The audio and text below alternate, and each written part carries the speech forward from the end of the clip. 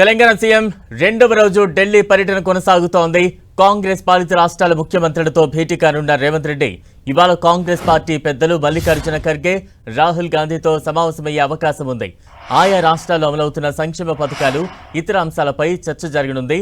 జనగణనలో కులగణన అంశంపై తెలంగాణ ప్రభుత్వం అవలంబించిన విధానాన్ని కేంద్ర ప్రభుత్వం పరిగణలోకి తీసుకునేలా ఒత్తిడి తెచ్చే ఆలోచనతో ఈ మీటింగ్ నిర్వహిస్తున్నారు. అలాగే మిగతా రాష్ట్రాల్లో కాంగ్రెస్ పార్టీ బలోపేతం చేసే దిశగా చర్చ జరగనుంది. గత 11 ఏళ్లలో ప్రధాని మోదీ హామీలను అమలు చేయడంలో వైఫల్యాలను ప్రజల్లోకి తీసుకువెళ్లేలా వ్యూహరచన చేయనున్నారు. అలాగే పలు అంశాలపై చర్చ జరగనుంది.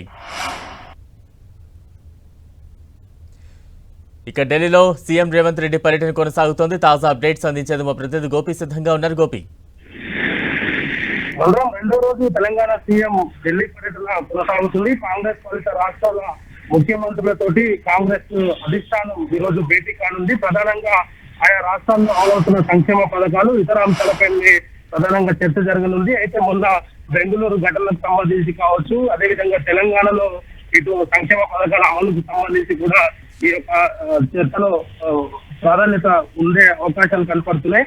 అయితే దేశవ్యాప్తంగా కూడా జనగణనలో కులగణన చేయడానికి తెలంగాణ రోల్ మోడల్ గా తీసుకోవాలంటూ కూడా కేంద్ర ప్రభుత్వాన్ని ఒత్తిడి తెచ్చే యోచనలో ప్రస్తుతం కాంగ్రెస్ అధిష్టానం అయితే కొంత వ్యూహాన్ని అయితే అవలంబిస్తున్న పరిస్థితి అయితే కనపడుతుంది. అయితే 11 సంవత్సరాలు మోదీ పరిపాలన పూర్తయిన నేపథ్యంలో ఇప్పటికే దేశవ్యాప్తంగా కూడా ఎన్డీఏ ప్రభుత్వం ఇచ్చిన హామీల అమలులో వైఫల్యాలను కూడా ప్రజల్లోకి తీసుకువెళ్లాలి, కాంగ్రెస్ పార్టీని బలోపేతం చేసే దిశగా అడుగులు వేయాలనేది కూడా ఈ రోజు కాంగ్రెస్ పాలిత రాష్ట్రాల ముఖ్యమంత్రులకు, అదేవిధంగా ఇతర రాష్ట్రాల్లో ఉన్న కీలక నేతలకు కూడా దిశాదశలు నిర్దేశించే అవకాశాలు అయితే చాలా స్పష్టంగా కనపడుతున్నాయి. మరొక వైపు మల్లికార్జున ఖర్గే తోటి ఈ రోజు రేవంత్ ప్రత్యేకంగా భేటీ కానున్నారు.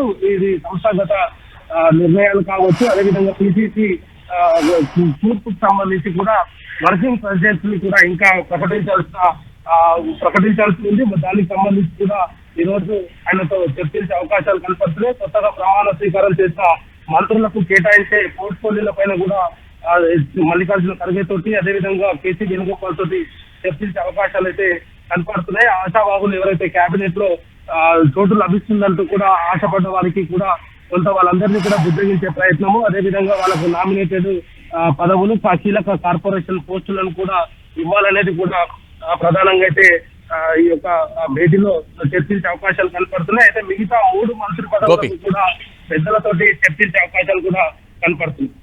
గోపి, అంటే మంత్రివర్గ విస్తరణ తర్వాత రాష్ట్ర కాంగ్రెస్ లో నెలకొన్న కొంత అసంతృప్త జ్వాలలు కావచ్చు, సీనియర్ల నుంచి వస్తున్న కొంత అసహనాలు కావచ్చు, వీటిని కాంగ్రెస్ అధిష్టానం దృష్టికి తీసుకువెళ్లే అవకాశం ఎంతవరకు ఉంది? మొత్తం 6 మంత్రి పదవులు ఖాళీగా ఉన్న నేపథ్యంలో కేవలం 3 వాటిని ప్రకటించడము, దానికి కూడా సామాజిక వర్గాల వారీగా కూడా ప్రాధాన్యత ఇస్తూ ఈ మంత్రి పదవులను ప్రకటించడం తర్వాత మిగిలిన 3టికి కూడా ఎవరికి మంత్రి పదవి లభిస్తుందన్న దానిపైన కూడా ఎవరికి సంబంధించిన ఆశావాహులలో కొంత ఇంకా కూడా కొంత వాళ్ళకు తమకే మంత్రి పదవి లభిస్తుందంటూ కూడా కొంత ఆశపడుతున్న పరిస్థితి అయితే కనపడుతుంది.